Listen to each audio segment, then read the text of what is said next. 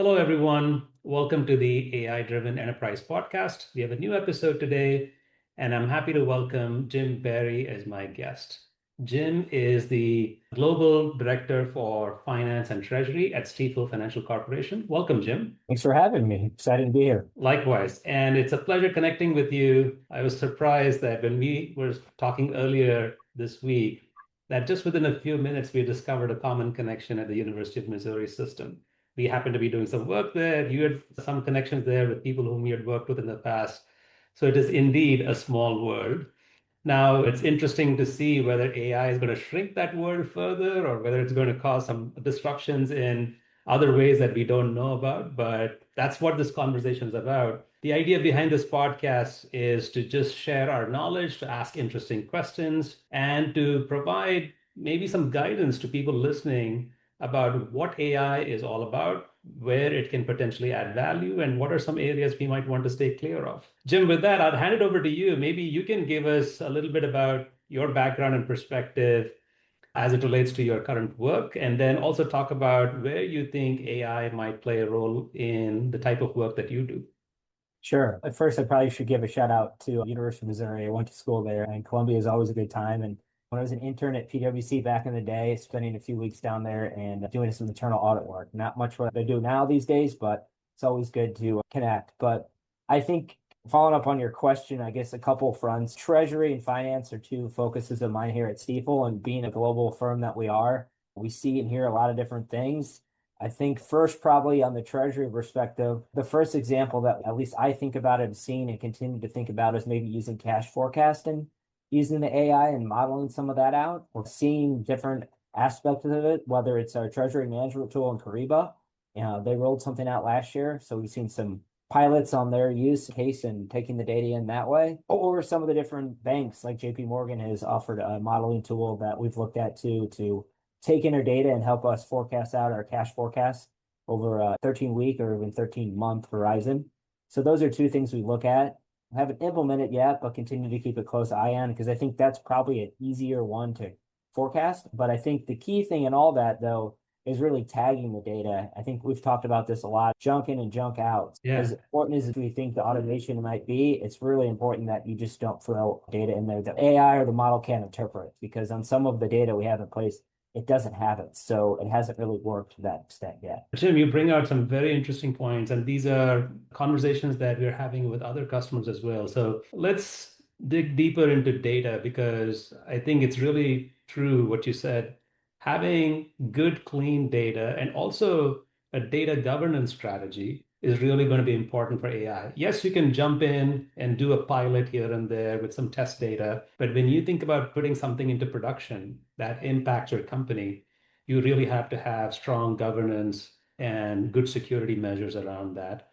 Also, it's important for companies to understand what AI does with your data, right? And what guardrails you can place there so that AI is not training on your enterprise data, on your financial data, and so on, while still using the capabilities of AI to make your day-to-day lives better. Now, one of the reasons why this comes up often is, as we know, AI is capable of a lot of different things. You could go to ChatGPT or Google's Gemini, and you can ask a lot of questions, and it'll answer those questions based on information that's in the public domain. But it does not know what's behind the firewall of Stifel Financial Corporation, for example. So that's why annotation is really important for AI to understand what your data model, what your data set means. I'm also curious to see, you guys are probably a little ahead of your peers in the sense that you're already exploring these solutions and you're looking ahead at how some of these things can help you. Data modeling itself is not new, Jim. It's been around for a while. Where do you see AI making that better or enhancing the value? So we're an Oracle shop and we've been on the cloud since I think it's 17 or 18. I forget when we did the transmission. So I think that's the next step, trying to find mechanisms to use those data and scrub that data. But to your point, modeling is nothing new, especially at a financial service company that we are.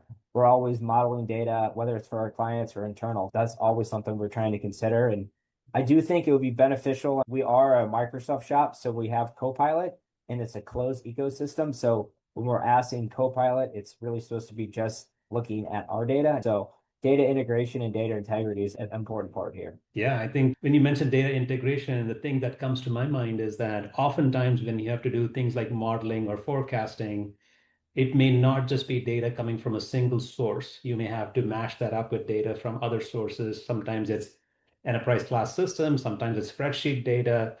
And AI, in our experience, has shown that it is very capable of reading data and making sense of it as long as you give it context, as long as you give it specific rules, i.e., prompts to say, this is what I want you to do with the data, this is how I want you to behave, this is how I want you to analyze it, and so on and so forth. So it's also good to note that you've been probably an early adopter of Oracle's SaaS product with Fusion ERP 2017. Those are certainly early days. So I think I see a pattern here with Stifel, which is that you are always looking ahead in terms of technology to see how it can help your business. Am I saying that correctly? Yeah, I think that's important. I feel like we get a lot of pitches from a lot of different firms, and a lot of it is just talk about the what ifs and not the practical. I think we're always open to hearing stories, but at least on my learning curve, I think there's a lot of the parallel with blockchain. There's been a lot of hypotheticals of what blockchain could be used for, but there Yeah. hasn't been many practical uses. I think AI is probably a little bit ahead, but at least from a finance and accounting perspective, is still like saying what are case uses that people are actually using instead of just the what ifs. And I think a lot of people like myself are still trying to figure out how they can help their day to day with AI besides it just reading emails and summarizing articles and stuff like that. I think people are excited to do more with it, but I haven't done it yet. So I'm intrigued to try to learn more on it, but it's still coming, I guess. Yeah, I think for the enterprise, Jim, just like you said, both providers of large language models and then large software companies like Oracle, they have to get out of that initial phase of AI, which is I can use AI to summarize data or to read a document and answer a question. It's good at that. It's getting even better at that at every release of the model. But now we have to get into core use cases in finance and procurement and supply chain, because when you can apply AI to a known problem and show how it adds value by solving that problem, then I think there's genuine business impact. I think that is going to drive some momentum and velocity in AI adoption. Yeah, that makes sense. Yeah. The other thing that I was recently talking to a CIO, and we were going to plan this nice presentation for her and her team about AI capabilities and solutions. And typically we do a prep call just to make sure we land the messaging correctly and we're not completely off point and things like that. So right off the bat, in that 15-minute prep call, she said, if you're going to come in and do a 1 hour presentation, then I don't think it's going to be worth my time. I'm already getting a lot of these, something that you just said, which is you have to show customers some working products, working solutions, even if they are not exactly what the customer is looking for. I think by showing them that it actually works, it can be applied, it can be integrated, it builds a measure of confidence in them, and it also helps them visualize how AI can be part of their day-to-day lives. No, I think that's huge is the visualization because people are just continuing to wrap their brains around it. And I think it's like a wildfire. Oh, so and so firm's doing it. I want to do that here now. I mean, that secret sauce is important. So, Jim, switching gears, what do you think about areas within your scope of work or within your organization that lend itself naturally or nicely to AI adoption? I think there's a couple ways in the finance perspective, in particular treasury, I think reconciliations, the daily recs, there are some processes that you can run the models, but a lot of that seems right up the alley. I think AP seems like another one on all the vendor checks and all the things that we're doing there. It seems like an opportunity that could be automated more. I think the other one would be sometimes cash movements, what some reoccurring wires that we send on a recurring basis. And the way how banks work, right? If you're not familiar, there's the rails, the ACH rails, the wires rails, and now you're talking about the real-time payment rail systems. So if you can start using AI agents to move along the rail system, that could be really interesting in the near future too. Great point. Yeah, I think we're seeing accounts payable prop up again among our customer conversations. Gartner has listed that as one of the top use cases that AI is most likely to succeed in based on a survey of a lot of their clients. So, yes, it's definitely exciting. And I agree, it has to progress along those lines, those use cases for AI to be effective and for it to be meaningful.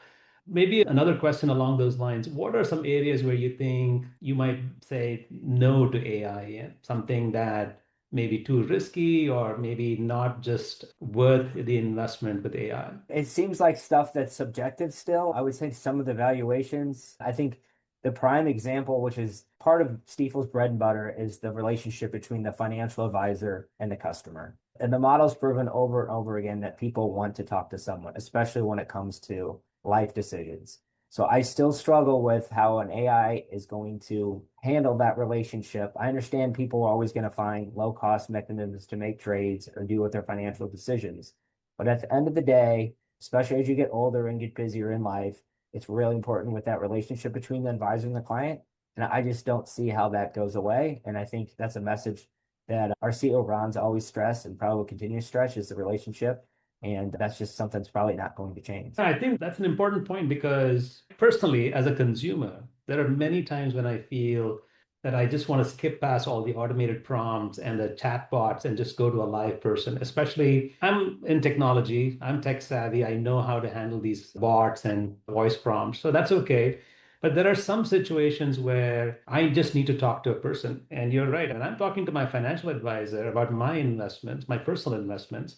I don't want that to be a bot. I really would like to talk to somebody and have them walk me through that. Even if I may be financially savvy, even if I may know the markets well, sometimes I think it's good to hear another person's opinion and their assurance that things are going the way it should be going.